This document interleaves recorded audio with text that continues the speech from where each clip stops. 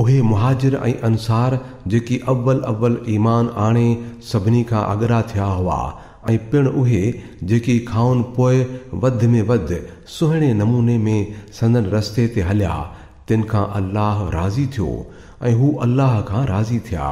बिस्मिल्लाहिर्रहमानिर्रहीम। अबू बकर सिद्दीक़ रज़ी अल्लाहु अन्हु ऐं अहले बैत जी मिटी माइटी हिकु मिसाली मिटी माइटी हुई। उन जो हिकु मिसाल इहो आहे जो जनाब अबू बकर सिद्दीक़ रज़ी अल्लाहु अन्हु जी पोटी जंहिंजो नालो हफ्सा हो, जेका सैयदना अबू बकर रज़ी अल्लाहु अन्हु जे फर्ज़ंद जनाब अब्दुर्रहमान रज़ी अल्लाहु अन्हु जी न्याणी हुई, उन जो निकाह सैयदना हुसैन बिन अली रज़ी अल्लाहु अन्हु सां थियो।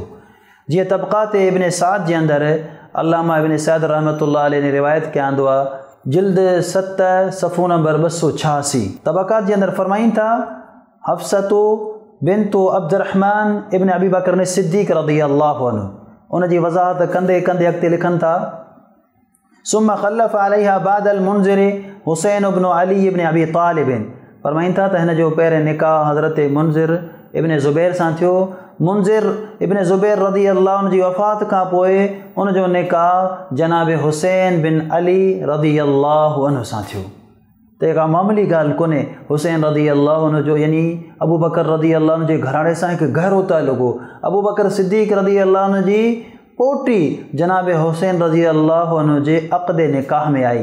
इहो हिकु अज़ीम एज़ाज़ हो जेको अबू बकर सिद्दीक़ रज़ी अल्लाहु अन्हु जी पोटीअ खे रब्बुल आलमीन जे तरफ़ां मिलियो, जो अल्लाह ताला हुन जे लाइ सैयदना हुसैन रज़ी अल्लाहु अन्हु जहिड़ो मुबारक मुड़ुसु पसंदि कयो। अहिड़ी रीति ॿियो हिकु अहम तरीन रिश्तो जेको तव्हां जे साम्हूं बयानु था कयूं, उहो रिश्तो इहो आहे त जनाब मुहम्मद अल बाक़िर रहमतुल्लाहि अलैहि, जेके सैयदना जनाब ज़ैनुल आबिदीन रहमतुल्लाहि अलैहि जा फर्ज़ंद आहिनि, उन्हनि जे निकाह में जनाब सैयदा उम्मे फरवा रहमहल्लाहु ताला आई।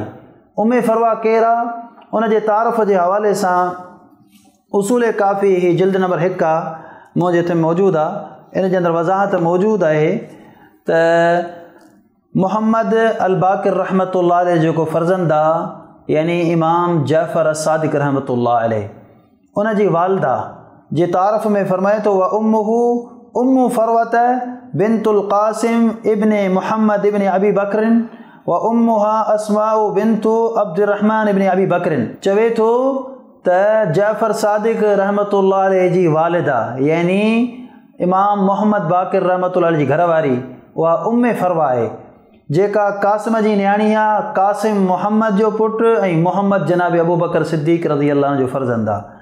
ऐं ॿी मज़े जी ॻाल्हि अॻिते लिखनि था त उम्मे फरवा जी जेका अम्मा आहे उन जो नालो अस्मा आहे, उहा अबू बकर सिद्दीक़ रज़ी अल्लाहु अन्हु जी पोटी आहे।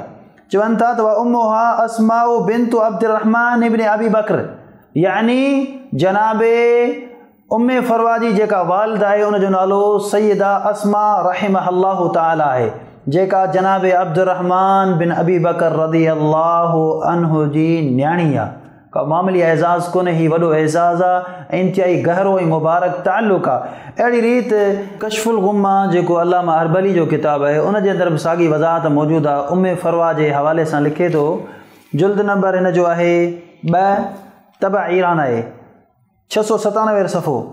इमाम जाफ़र सादिक़ रहमतुल्लाह अलैहि जे वज़ाहत में लिखे थो, उम्मुहु उम्मु फरवत इस्मुहा क़रीबा। चवे थो त इमाम जाफ़र सादिक़ रहमतुल्लाह अलैहि जी वालिदा जो नालो उम्मे फरवा हो ऐं उम्मे फरवा कुनियत आहे, असुल नालो हुन जो क़रीबा हो, जेका क़ासिम बिन मुहम्मद बिन अबी बकर सिद्दीक़ रज़ी अल्लाहु अन्हु जी न्याणी आहे, माना अबू बकर सिद्दीक़ रज़ी अल्लाह अन्हु जी पड़ पोटी। व उम्मुहा अस्माउ बिन्तु अब्दुर्रहमान बिन अबी बकर सिद्दीक़। चए थो उम्मे फरवा जी जेका अम्मा आहे, वालिदा आहे, उन जो नालो अस्मा बिन्त अब्दुर्रहमान बिन अबी बकर सिद्दीक़ आहे, यानी हज़रत अबू बकर सिद्दीक़ रज़ी अल्लाह जी पोटी आहे। इन जे करे इमाम जाफ़र सादिक़ रहमतुल्लाह अलैहि फरमाईंदो हो, वलक़द वलदनी अबू बकरिन मर्रतैन। चवंदो हो त अबू बकर सिद्दीक़ रज़ी अल्लाहु अन्हु 2 एतबार सां मुंहिंजो बाबा आहे, मुंहिंजो वालिद आहे। इन करे जो इमाम जाफ़र सादिक़ रहमतुल्लाह अलैहि जी वालिदा उम्मे फरवा रहमतुल्लाह अलैहा जनाब अबू बकर सिद्दीक़ रज़ी अल्लाहु अन्हु जी पड़पोटी आहे। ऐं उन जी जेका वालिदा आहे यानी उम्मे फरवा जी वालिदा, उहा जनाब अबू बकर सिद्दीक़ रज़ी अल्लाह अन्हु जी पोटी आहे, जेका इमाम जाफ़र सादिक़ रहमतुल्लाह अलैह जी नानी थी। गोया के इमाम जाफ़र सादिक़ रहमतुल्लाह अलैह चए पियो त अबू बकर सिद्दीक़ ॿिनि एतबार सां मुंहिंजो पीउ आहे। मक़सदु इहो आहे त मुंहिंजी माउ बि हुन जे ख़ानदान मां, मुंहिंजी नानी बि हुन जे ख़ानदान में आहे। इन जे करे जनाब मोहम्मद बाक़िर रहमतुल्लाह अलैह अबू बकर सिद्दीक़ रज़ी अल्लाह अन्हु जी तमामु वॾी इज़त ऐं ताज़ीम कंदा हुआ। त मुअज़्ज़ज़ दोस्तो, जनाब अबू बकर सिद्दीक़ रज़ी अल्लाह अन्हु ऐं अहले बैत जे विच में मिटी माइटीअ जो हिकु मुबारक सिलसिलो हो, जेको असां सभिनी खे पैगाम थो ॾिए। अबू बकर सिद्दीक़ रज़ी अल्लाह अन्हु ऐं अहले बैत जे विच में इंतिहाई अज़ीम मुहबतूं हुयूं। क़ुरान मुक़द्दस जी आयत जे मुताबिक़ रुहमाउ बैनहुम, पाण में रहम दिल हुआ, हिक ॿिए सां मुहबतूं कंदा हुआ। अचो त इन पैगाम खे सम्झी करे दुनिया ताईं पखेड़ियूं ऐं पहुचायूं। अस्सलामु अलैकुम वरहमतुल्लाहि वबरकातुहू।